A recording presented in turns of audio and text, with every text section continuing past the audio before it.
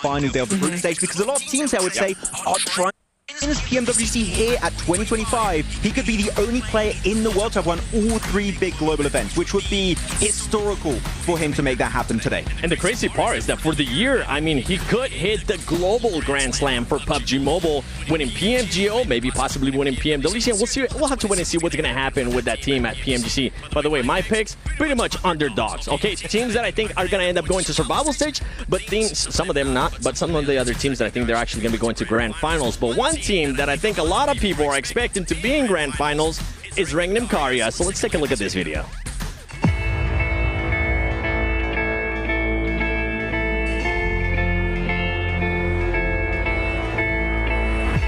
Riyadh esports have had one of the most emotional and unpredictable journeys in PUBG Mobile esports history. Just last year, they suffered a heartbreaking loss at PMGC 2024, falling short of the title by just 2 points. It was the kind of finish that sticks with you, the kind that can either break a team or push them to come back even stronger. And for Riyadh, it lit a fire. At the heart of this roster is Silas, who's chasing PUBG Mobile immortality. If Riyadh lift the trophy this year, Silas will become the first ever player in PUBG Mobile history to win every major global event, an unprecedented accomplishment. Beside him stand Wild and Loxy, the mechanical powerhouses with the ability to swing team fights in seconds. Tospic, though, brings consistency and calm in chaotic moments, often acting as the glue that holds the team together. They came into PMGO 2025 with something to prove, and they proved it. From the earlier stages all the way to the finals, Riyadh looked like a team on a mission. Their plays were sharp, their teamwork was on point, and when the pressure was highest, they delivered. They walked away as PMGO champions, not only lifting a trophy, but also securing an extra PMWC qualification slot for their region in the upcoming PMSL. That extra slot, it ended up meaning everything. In PMSL 2025, Riyadh started strong, but found themselves in a tough fight during the finals. And despite their efforts, they finished in 4th place, just outside the standard qualification spots for PMWC. That extra slot, it ended up meaning everything. In PMSL 2025, Riyadh started strong, but found themselves in a tough fight during the finals. And despite their efforts, they finished in 4th place, just outside the standard qualification spots for PMWC. To becoming champions at PMGO, and then scraping into PMWC through sheer grit and timing. Riyadh's 2025 season has been a roller coaster. And now, with a second chance on the world stage, they'll be looking to finish what they started.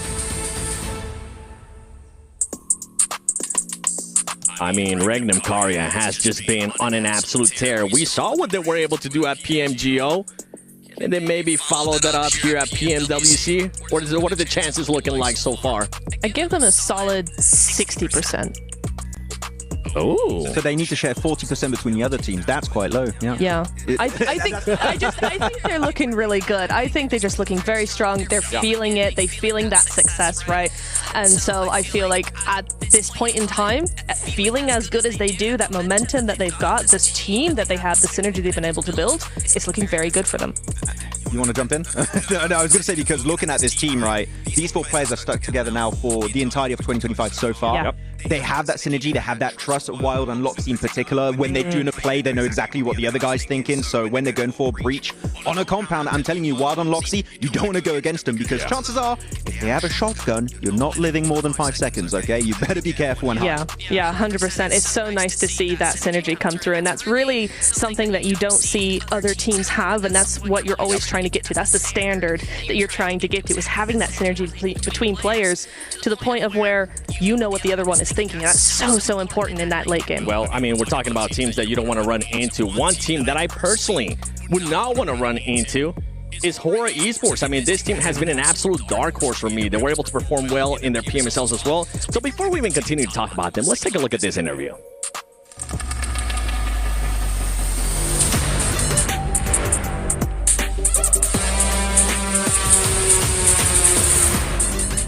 We are lacking so many things in past, like communication, synergy, team game. That's why we got 1v3, 1v4 so many times. But in this gap, we really did like practice all the things. I think it won't happen again in this PMWC. Last night is our main drop, so we will surely go there.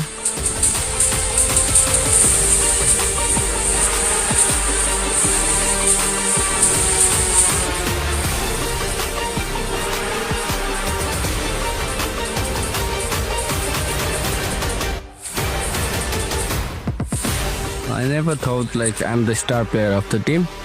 It's just like fans or supporters, they just gave me the title. But I don't think it's like it will give me pressure. It just motivates me like to be called star of the team.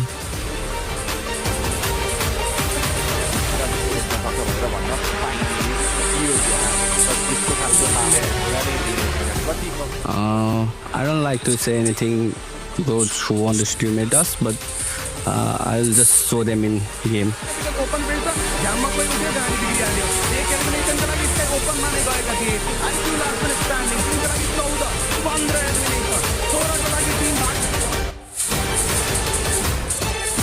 Thank you everyone, love you all, and keep supporting us.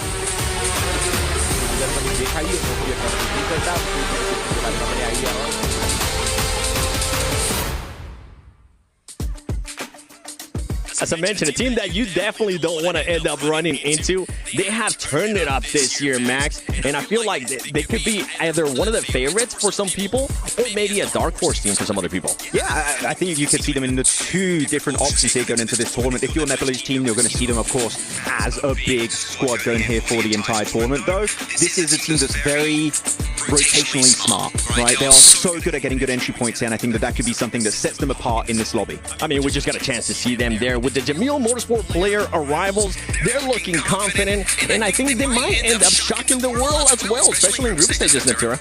I think they could, exactly. I mean, this team gets a lot of pushback from actually being able to be very passive. They get labeled as very passive, but they're not. They're a very aggressive team. They're just not as aggressive at the get-go as you would see from a lot of other teams. So they get called passive a lot, but they really aren't. Yeah, they take fights that make sense. They're not looking to, I see you, I'm going to push you and fight. No, they think about it. If we get something out of this fight, if we win it, this fight makes sense, we'll send it. And there are teams that's very smart about it, but I see them a lot more as a defensive team. They get in positions ahead of the lobby, play defensively, hold teams at bay, especially with Sleepy. Is exceptionally strong with the DMRs, especially the Mini 14, keeps everyone at bay, and that just gives them a lot of space to work with in the mid to late game stage. One thing that I've actually enjoyed and that you were able to showcase on Instagram at MatchManCast, make sure you check it out, by the way, because it's the macro play. They have just improved that macro play, and I think that's actually going to end up helping them out here in a global stage. Yeah, they know exactly how to leverage positions to their advantage at any stage, early, early, mid, late game stage, it doesn't really matter too much. They're very smart, and it's down to the IGLing, the fragging potential, the team coordination. But one thing we need to talk about, especially too here, Neb, is going to be Mafia Ninja. The man in the shadows, right, was part of DRS in the past, one of the most experienced players you will ever find in the past for PUBG Mobile eSports. And this guy has been helping fix a lot of issues for the team, and they are now coming fully prepared for PMWC. And because of Mafia Ninja and how the team have been working so far, I genuinely would not be shocked to see them up in the top 5 position. I wouldn't be shocked either. No. That's only a team that I have going to the grand finals. Do you feel the same way for that team? I think from it's group stages. straight from group stage is a lot, because I think we're going to have a lot of teams that will put a lot more points forward. But I think if they can survive to that late game, they're very sneaky. You never know where they're going to be in the circle. If they can get that far, then yeah, I think they could do it. But it's kind of depending on how the rest of the lobby plays, I think. We had a meme during PSA saying if they get past the 5-minute mark, there's a 90% chance they win the game. Because they kept hot dropping, but once they fixed the hot drop versus upgrading as Polyana, they just had no issues reaching the like 20 to 25-minute mark. Yeah, top 3 easily. Yeah, let's talk about Ninja. You were mentioning other teams there. I think one team that you might have in mind that we were kind of talking about is Kinotrope Gaming. Yes. That's a team that you really want to talk about. I am very excited about Kinotrope. I really, really am. I think they're such an interesting team. They're not one that I've seen a lot of. I feel like this is kind of one of the first times we're going to see them globally. For certainly many of the players, this is their first global event. They only have Ozi-san, who we know from many years ago. Over the last few years, we've seen him a lot in the global stage. The